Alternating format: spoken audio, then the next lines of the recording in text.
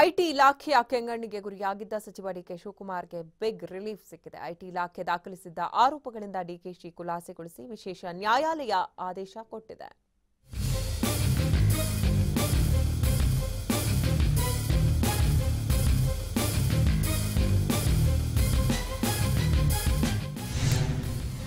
ಸಚಿವ ಡಿಕೆಶಿ ಅಂಡ್ ಅಸೋಸಿಯೇಟ್ಗೆ big relief. IT ಆರೋಪದಿಂದ ಖುಲಾಸೆಯಾದ್ರು ಡಿಕೆ ಶಿವಕುಮಾರ್. ಜಲಸಂಪನ್ಮೂಲ ಮತ್ತು ವೈದ್ಯಕೀಯ ಶಿಕ್ಷಣ ಸಚಿವ ಡಿಕೆ ಶಿವಕುಮಾರ್ಗೆ ಬಿಗ್ ರಿಲೀಫ್ ಸಿಕ್ಕಿದೆ. ಡಿಕೆಶಿ ವಿರುದ್ಧ ಆದಾಯ ತೆರಿಗೆ ಇಲಾಖೆ ದಾಖಲಿಸಿದ್ದ 3 ಖಾಸಗಿ ದೂರುಗಳ ಆರೋಪದಿಂದ ಖುಲಾಸೆಗೊಳಿಸಿ ಬೆಂಗಳೂರಿನ ಜನಪ್ರತಿನಿಧಿಗಳ ವಿಶೇಷ ನ್ಯಾಯಾಲಯ ಆದೇಶ ಹೊರಡಿಸಿದೆ.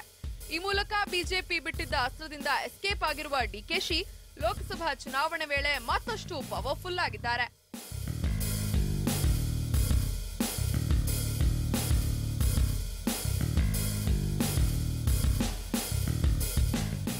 ಡಿಕೆಶಿ ಹಾಗೂ ಆಪ್ತರ ಮನೆ ಗುಜರಾತ್ ರಾಜ್ಯಸಭಾ ಚುನಾವಣೆ ವೇಳೆ ಶಾಸಕರನ್ನ ಈಗಲ್ಟನ್ ರೆಸಾರ್ಟ್ ಕರೆತಂದಿದ್ದು ಸೇರಿದಂತೆ ಐಟಿ ಇಲಾಖೆ ದಾಳಿ ನಡೆಸಿತು.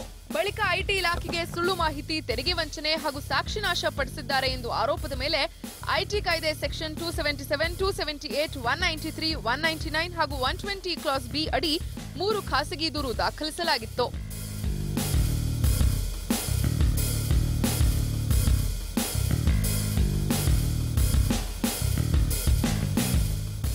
ಈ ಪ್ರಕರಣದಿಂದ ಕೈಬಿಡುವಂತೆ ಕೋರಿ ಸಚಿವ ಡಿಕೆ ಶಿವಕುಮಾರ್ ಅರ್ಜಿ ಸಲ್ಲಿಸಿದ್ರು.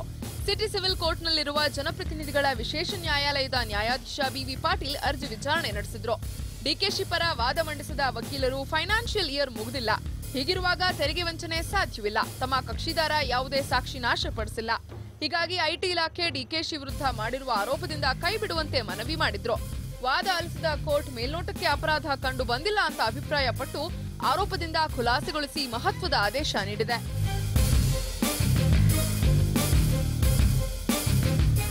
ಇನ್ನು ಡಿಕೆಶಿ ಹಾಗೂ ಅವರ ಆಪ್ತರ ಮನೆ ಮೇಲೆ ದಾಳಿ ನಡೆಸಿದ್ದ ಐಟಿ ಇಲಾಖೆ 4 ದೂರುಗಳನ್ನ ದಾಖಲಿಸಿತು.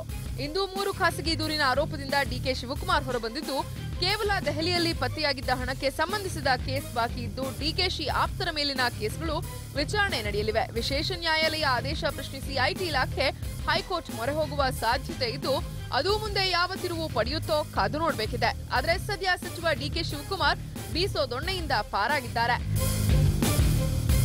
G Manjunath, crime bureau, TV5, Bengaluru.